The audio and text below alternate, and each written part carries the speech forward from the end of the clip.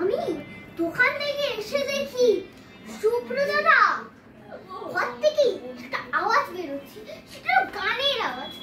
কিন্তু শুভ্র দাদা তো ঘুমাবে, আর ফোন তো চালু করে ঘুমাবে না, তাহলে কিছুক্ষণ পরে ঘুম ভেঙে শুভ্র দাদা ওটাকে বন্ধ করবে।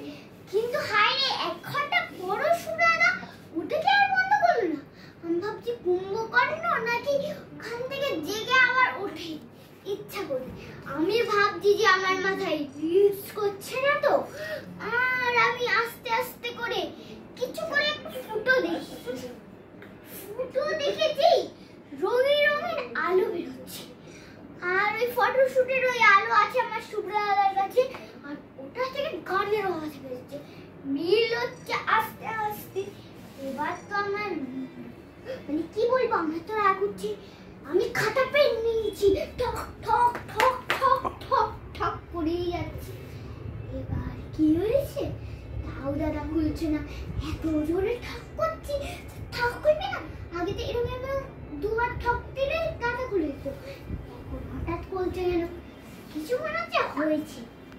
দেখি তো ফুটোটা থেকে দেখেছি দাদা জামা পরে কিছু একটা আলমারির পিছনে ঢুকাচ্ছে, আর আলমারির পিছনে থাকেই তো এই রঙিন লাইট।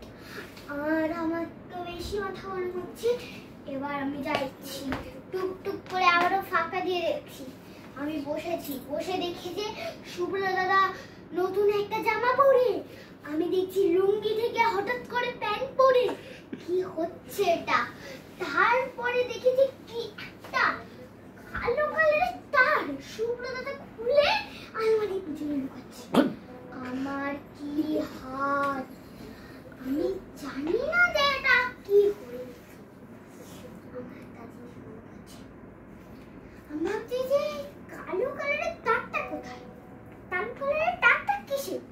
তারপরে ভাবি ওই রঙিন লাইনের ওই ফোনের ওই রিলস কালার, ওটাই তো তার কালো। এবার আমার মধ্যে আরো জোরে জোরে ঠক করছে, কিন্তু আর দরজা খোলে না।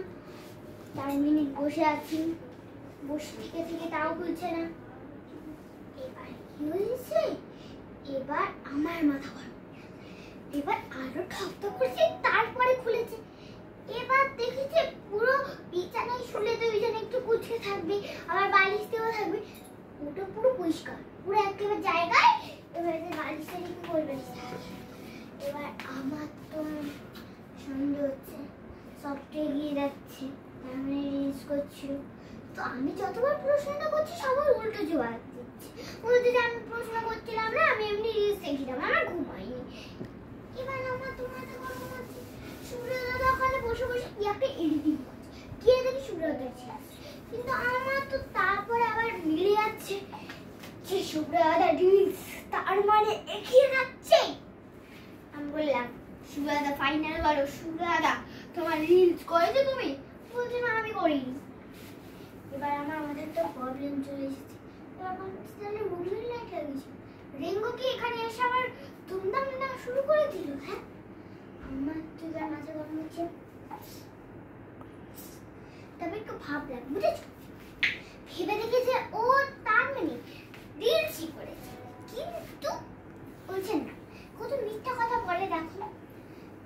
কিন্তু বড় কথা হচ্ছে যে কোথায় যে দেখতে পেরেছি জামা পরে প্যান্ট পরে আছে, কিন্তু প্যান্ট তো ঘরে পরে না, রিলস করার সময় আর দোকানে যাওয়ার সময় প্যান্ট পরে। তাই আমি ভেবেছি যে দোকানে নামাই, জানি যে রিলস করছিল।